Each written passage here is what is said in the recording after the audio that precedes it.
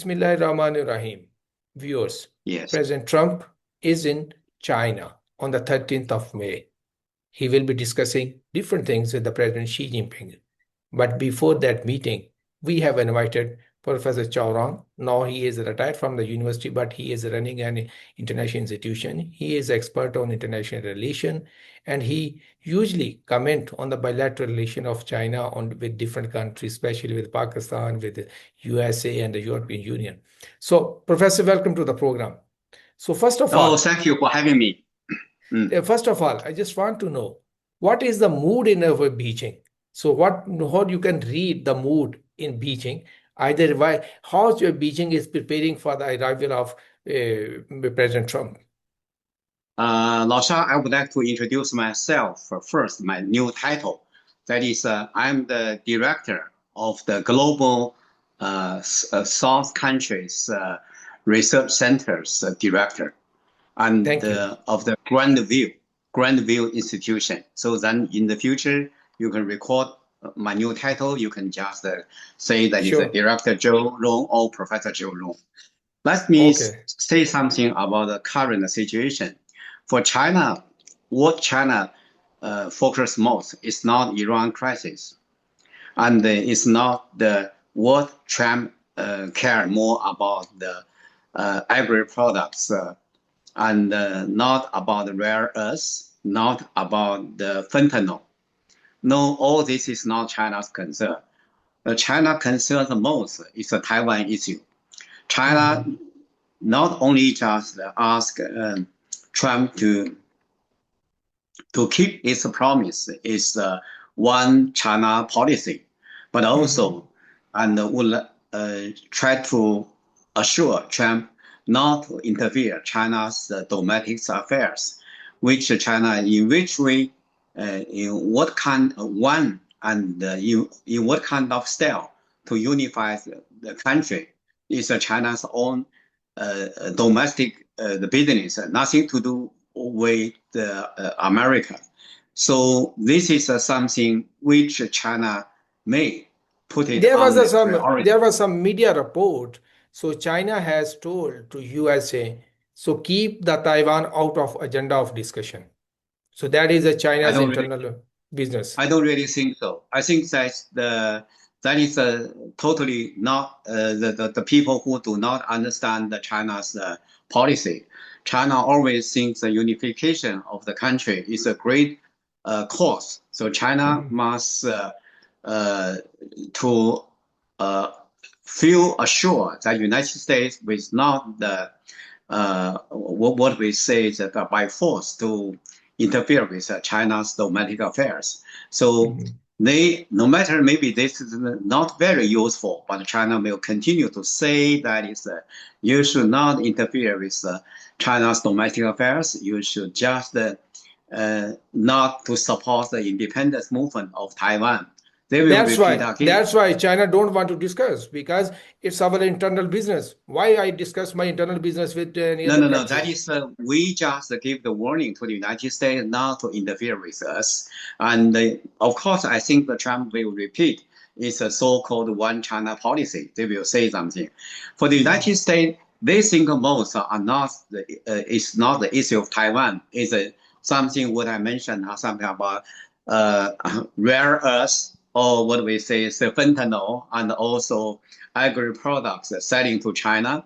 And that is what they focus, because the middle election is coming very soon, about what we say, I think from July, they will start such kind of campaign for the election.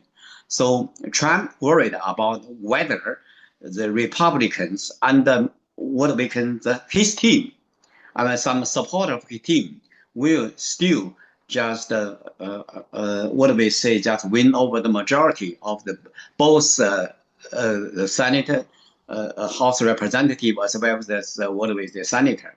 He's not so sure, but if he lose the majority this time, and I'm sure that the next 2 years he may not what we say just implement his policy smoothly. he will just face a lot of challenges as well as obstacles. I was So I talking, think I was talking to a USA-based professor yesterday, so Dr. Dennis Small. He was pointing out that so Trump is losing its base, the mega base. So they have mm, become again, they are becoming against the Trump because the Trump is not delivering on the economy, and Trump has engaged in the wars. But there is a question, another question, Professor. Where only one side, the Trump is talking about the cooperation, economic cooperation from China. And Trump want a special market access and other stuff so he can go back and report, look, we have a good deal with China. But yes. simultaneously, the US and the President Trump administration is doing something which is quite anti-China. Like they are patting Japan to go against China. They are patting Philippines to go against China. In this context, how China can offer a deal when you are strengthening the enemies of China?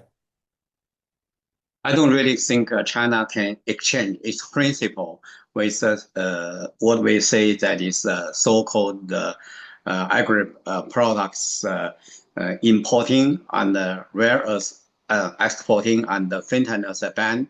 That is not China's way. What China will do, that is, on the one hand, we will have a cooperation on exporting fentanyl to United States directly. But we have the different definition. We think fentanyl is one of the medicine. We do not think fentanyl is some kind of narcotics. We have different perception. And something which has nothing to do with China, that is fentanyl from Mexico to America, has nothing to do with China. China cannot be responsible for that. For rare earths, you know that is China has not continue. I'm only saying not continue to its export of rare earth to Japan. So the United States worried that is in the future they will use rare earths as a weaponry against America. So they hope China should export the rare earths without any precondition. They want that. For the Iran, United States wants China to give the more extra pressure to Iran, let Iran to force Iran to accept the so-called agreement based on the American term. China may not do that. China may do something mediation, may do helping Pakistan to do that with the equal term to each side. China may not be in favor of each side. So for this case, so Trump's visit, I think maybe only one night. I'm not so sure. I think it's more symbolic. Trump would like to get some symbolic victory to win over the people who right now are still supporting Republicans. So we're not so sure that is what Trump is the person who does not want you to give any compromise to anybody, who only want you to get some benefit or some cheap from that. So I think that this time the way is more symbolic rather than substantial one. I Because you agree. know I Trump, agree with you. But Trump my fundamental question is, he is here for to have some support from his base. But simultaneously, he is supporting or strengthening the enemies of China. How he can get something from China when he is strengthening the enemies of China? yeah, that's something very interesting. He is supporting something. I think actually he's supporting some independent movement of Taiwan. I think it's liking this visit of the what we say Swaziland. Also, I think with the hint of American, they supported that, and also that is they are still trying to use selling weaponry to Taiwan to arm to equip the Taiwan's military and against mainland China. So for this case, China has already seen that is Trump's double face. Trump is a very unstable and sometimes the sane and the crazy personality. So China regard the visit of the presidents of America very seriously, but do not think uh, uh, the President Trump is accountable person, is a reliable person. So for that case, whatever Trump say something, it does not means very important. What we care is about his action, especially after departing Beijing for 24 hours, he may change his attitude. Almost everything he may change.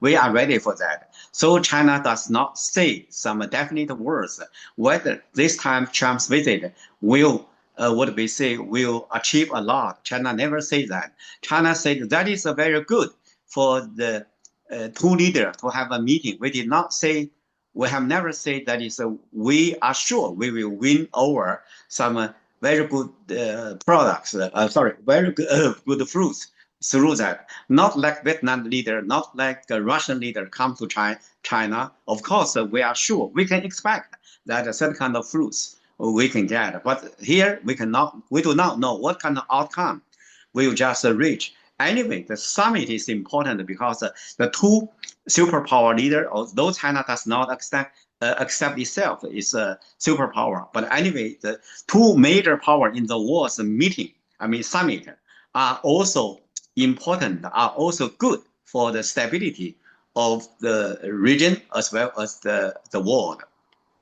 Okay, so one rudimentary question, then I will go to our final question. So, do you think Pakistan can play a role like Pakistan play a role in 1970 to bring China and the USA to close each other? After that moment, so the world witnessed the globalization. So, world witnessed a turnaround in the global economy. Do you think still Pakistan can play a role on the backside? I think the things are slightly different because in 1971, I think that 55 years ago, China does not have any channel except some Warsaw, Poland. There's a ambassador levels meeting. I think something about 100 more rounds of that kind of meeting, but not get anything breakthrough. But Pakistan plays a vital, important role in 1971. Without Pakistan, there's no 48 hours Visit Dr. of Henry Henry Kissinger. Kissinger visited Beijing, and of course, let alone President Richard Nixon's visit of China. So that is very important. But right now, things are slightly different. Number one is right now, China has every channel to communicate with the United States and defense minister to defense minister, foreign minister to foreign minister, public minister to public minister, and also some minister for finance, minister for economy, and we can have a lot Almost. of discussion channel. So this is so before that we need almost every channel depend on Pakistan. But right now, that kind of dependence is lowering. It's not like before. This is number one. But I'm not saying Pakistan cannot play the bridge between China and America. Look, this time this Iranian crisis, Pakistan still playing very important bridge between China and America. All the solution of the draft, you come from the what do we say, uh, uh, joint cooperation between China and Pakistan. But both America and Iran are entrust Pakistan to be the mediator. So Pakistan get China supporting its mediation, and also just get the trust from both Iran and America. That is a certain kind of cloud, it's a strength. We can say that Pakistan still playing a role. And Pakistan is the rare country which maintained very close relation with both China and the United States.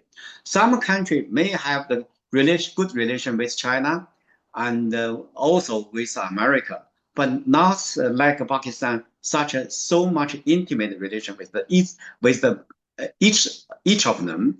So that But is to of say, course, Pakistan role is China very. is a top priority. China is top priority for Pakistan. I So know, I coming to know, I know. coming to the conclusion for this interview. So, what do you suggest the leadership from the both countries should do to get a win-win deal? Because if there is a deal, the whole world will benefit. What do you suggest? And China may never force the United States to do this, to do that. And I think that President Trump should not just expect that China will just accept American demands, which may harm China's core national interest.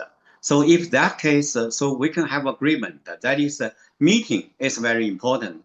Does not mean the meeting should have a lot of outcome expected. So if we just think this way, I suppose this summit will still be constructive, better than and good for nothing. Thank you. Okay, thank you, Professor, and for your wonderful analysis. That's why I like you. You are very crisp and to the point. And hopefully, after the meeting, we will again sit together and discuss the outcome of the meeting. Till to that point, Thank you. goodbye. Thank Take you. care. Bye bye. Thank you. Mhm.